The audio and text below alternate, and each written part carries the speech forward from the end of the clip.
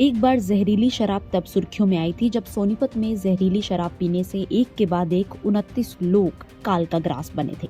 कई की आंखों की रोशनी तक चली गई थी। सस्ते के चक्कर में फैक्ट्री ने जहरीली शराब बना डाली थी। अब एक बार हरियाणा में जहरीली शराब फिर से सुर्खियों में आई है, जब यमुनानगर में जहरीली शराब पीने से 2 गांव में 6 लोगों की मौत हो गई। इनमें से 5 लोगों का गुपचुप तरीके से अंतिम संस्कार भी कर दिया गया। हालांकि एक मृतक के परिजन ने कैमरे के सामने आकर अपनी पीड़ा भी व्यक्त की है। मृतक के बेटे ने बताया कि उनके पिता की शराब पीने से तबीयत खराब हुई, उल्टियां शुरू हो गई, जिसके बाद उनको अस्पताल ले जाया गया, जहां उन्हें मृत घोषित कर दिया गया। उनका आरोप है कि प्रशासन ने अब तक कोई ठोस कदम नहीं उठाया।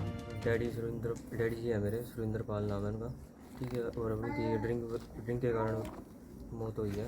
और जो उनसे ये गाँव में स्मैक और ड्रिंक बेचते हैं, इनके ऊपर कुछ ना कुछ किया जाए। और प्रशासन कोई नहीं आता यहाँ पे, बिल्कुल भी। प्रशासन बिल्कुल आता भी है और चले जाता है, पैसे ले दे के चले जाते हैं। तो आज कितने लोगों की गांव में डेथ हुई है? 6 की होगी है जी। 2 की हालत गंभीर है, 2 की मेरे बड़े हैं जी। यमुनानगर के पुलिस अधीक्षक गंगाराम पुनिया ने जानकारी देते हुए बताया कि 6 लोगों के मौत की खबर सामने आई है, जिनमें से मंडेबरी के 45 वर्षीय सुरेश, 27 वर्षीय विशाल, 27 वर्षीय मोनू, सुरेंद्र और पंजेता गांव के स्वर्ण सिंह व मेहरचंद शामिल हैं। मंडेबरी के युवक का पोस्टमार्टम कल करवाया जाएगा, जबकि 2 लोगों का फिलहाल इलाज चल रहा है। इस संबंध में विभिन्न धाराओं में मुकदमा दर्ज किया गया है। फिलहाल मौत का प्राथमिक कारण जहरीली वस्तु का होना पाया जा रहा है, लेकिन सही जानकारी पोस्टमार्टम रिपोर्ट के बाद ही पता चलेगी।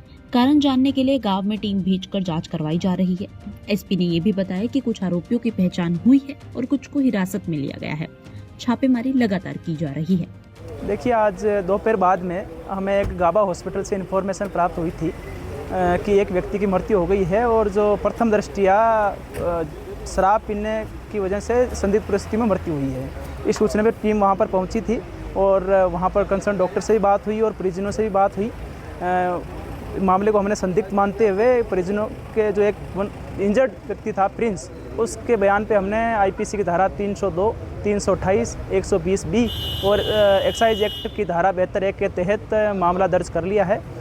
इस मामले में कुछ आरोपियों की पहचान हो गई है और कुछ व्यक्ति हमने हिरासत में लिए हैं, जिनसे पूछताछ की जा रही है। इस मामले में अभी तक अहम तथ्य हमें जांच के दौरान हासिल हुए हैं, जिनका सत्यापन किया जा रहा है। इसमें सर कुछ लोगों की जैसे डेथ हुई है तो उनको मतलब कि बिना पोस्टमार्टम के उनकी क्रिमेशन भी कर दी। ऐसा कहा जाए कि शराब पीते ही दिखना बंद हो गया, फिर उल्टी आई हैं।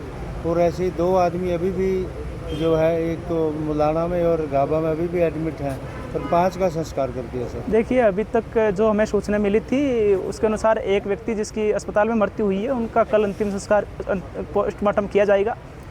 साथ ही 2 इंजर्ड व्यक्ति हॉस्पिटल में दाखिल हैं।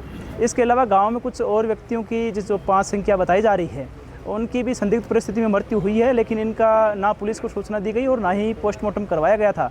लेकिन फिर भी पुलिस, क्योंकि संदिग्ध परिस्थिति में मृत्यु हुई है, तो इस मामले के साथ जोड़ करके हम जांच कर रहे हैं। इसमें सर जो शराब थी किसी कंपनी की थी या अवैध, या दोनों कैसी? देखिए, हमने इस संबंध में काफ़ी जगह छापेमारी की है और काफ़ी सारी महत्वपूर्ण साक्ष्य भी हासिल हुए हैं, लेकिन हम सारी डिटेल्स जो हैं उनको एग्जामिन कर रहे हैं और सबूतों को एनालिसिस कर रहे हैं। उसके बाद में हम ठोस निष्कर्ष पर पहुँचेंगे। वहीं गाबा अस्पताल के डॉक्टर गाबा ने कहा कि उनके पास 2 मरीज इलाज के लिए आए थे और आते ही उनकी मौत हो गई। एक मरीज का अभी इलाज चल रहा है। लोगों की मौत का कारण शराब पीना हो सकता है। बताया ये भी जा रहा है कि इन सभी ने शराब खरीदकर अलग अलग इलाकों में बैठकर शराब पी, जिसके बाद इनको उल्टियां आनी शुरू हो गई। हालांकि मामला उजागर होने के बाद लगातार एक्साइज विभाग पर भी उंगलियां उठनी शुरू हो गई हैं। बड़ा सवाल ये है कि जहरीली शराब किसने सप्लाई की, इसको बनाने वाले कौन थे, क्या कोई बड़ा गिरोह इसके पीछे सक्रिय है या नहीं। फिलहाल पुलिस सभी एंगल पर काम कर रही है। यमुनानगर से सुरेंद्र मेहता, पंजाब केसरी टीवी। हमसे जुड़े रहने के लिए हमारे YouTube चैनल को सब्सक्राइब करें और नई वीडियो की नोटिफिकेशन के लिए बेल आइकॉन को दबाएं। अगर आप ये वीडियो Facebook पर देख रहे हैं तो लाइक जरूर करें और ज्यादा से ज्यादा शेयर करें। धन्यवाद।